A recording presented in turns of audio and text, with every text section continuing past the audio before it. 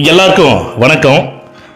இந்த பதிவில் எதை பற்றி பார்க்க போகிறோம்னா, அதாவதுங்க, வாழ்க்கையில் நல்லதுன்னு ஒன்று இருந்தால் கெட்டதுன்னு ஒன்று கண்டிப்பாக இருக்கும். நன்மைன்னு இருந்தால் தீமைன்னு இருக்கும். ஆதரவுன்னு ஒன்று இருந்தால் எதிர்ப்புங்கிறது நிச்சயமாக இருக்குங்க. இதில் எந்த ஒரு மாற்றம் கிடையாது. நான் ஏன் இதை சொல்கிறேன்னு கேட்டிங்கன்னா, தளபதி விஜய் அவர்கள் மேலே கடுமையான விமர்சனங்கள் வைக்காத ஆளே கிடையாது.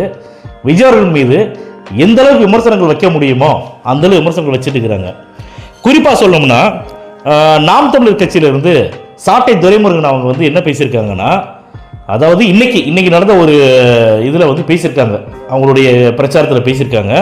போன நவம்பர் 1 அன்னைக்கு சீமான் அவர்கள் சொன்னாராமா விஜய் அவர்களை பார்த்து, ஒன்று ரோட்டுக்கு இந்த சைடு நில்லு, இல்லைன்னா இந்த சைடு நில்லு, சென்றா நின்னா நீ உன்னை அடிபட்டு செத்து போயிடுவ, லாரியில் அடிபட்டு செத்துருவேன்னு சொல்லி சொன்னா. அப்படியா இது என்னமோ ஒரு பெரிய வேத வாக்கு மாதிரி, ஒரு தீர்க்க தரிசி சொல்லிட்ட மாதிரி இன்னைக்கு அதே சொல்றா. அப்படி யாரு? சாட்டை துரைமுருகன் அண்ணன் அன்னைக்கே சொன்னாங்க. யாரு? சீமான் சொன்னாராம். அன்னைக்கே சொன்னாங்க, ரோட்டுக்கு இந்த சைடு நில்லு, இல்லைன்னா அந்த சைடு நில்லு, சென்றா நின்னா லாரிக்காரை ஏத்திடுவான். ஒரு கரூர்ல 41 பேரை லாரி அடிச்சு செத்துட்டாங்கல்ல அப்படின்னு சொல்லி ஒரு கேவலமான அரசியலை பேசக்கூடிய ஒரு நம்பர் ஒன் கீழ்த்தரமான ஒரு கட்சி எதுன்னு கேட்டீங்கன்னா நாம் தமிழர் கட்சி தான். மக்களே, 41 பேர் இறந்தாங்கல்ல, இவங்க பொதுமக்களை அவங்க பார்க்கல. விஜய் ரசிகர்களாக கூட இருக்கட்டும், விஜய் தொண்டர்களாக இருக்கட்டும், அதாவது இறந்த 41 பேர்ல கை குழந்தை 1.5 வயசு கை குழந்தை இறந்திருக்காங்க, வயசானவங்க இறந்திருக்காங்க. இவங்க எல்லாருமே விஜயோட ரசிகர்கள் கிடையாது, தொண்டர்கள் கிடையாது. விஜய் அவர்களை பார்க்க வந்தவங்க, ஒரு நடிகரை பார்க்க வந்தவங்க.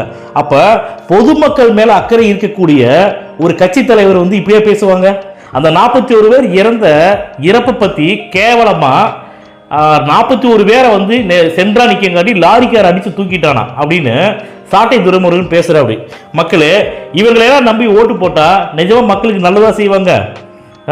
அதாவது சீமான் அவர்கள் இந்த ஜென்மம் இல்லை, அடுத்த ஜென்மம் எடுத்து வந்தாலும் சரி, தமிழ்நாட்டோட முதலமைச்சர் ஆக முடியாது. அவர் தமிழ்நாட்டோட முதலமைச்சராக ஆக நினைக்கவே இல்லை. அவரோட வேலை என்னன்னா, திமுக அதிமுகவை தவிர வேற யாருமே முதலமைச்சராக வந்துடக்கூடாது.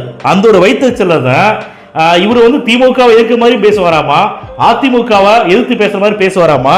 ஆனா மறைமுகமா இவங்க இந்த இரு கட்சிகளுக்குமே இவர் ஆதரவு கொடுத்துட்டு இருப்பாரு. சீமான் அவருடைய வேலை என்னன்னா, திமுக அதிமுகவுக்கு பாதுகாவலராக இருக்காரு. அதனாலதான் விஜய் எங்க முதலமைச்சர் ஆயிடுவாரோ அப்படிங்கிற பயம் விஜய் தாக்கி பேசிட்டே இருக்காரு. ஆனா தமிழக மக்கள் சீமானை நம்ப மாட்டாங்க, விஜயத்தை நம்புவாங்க.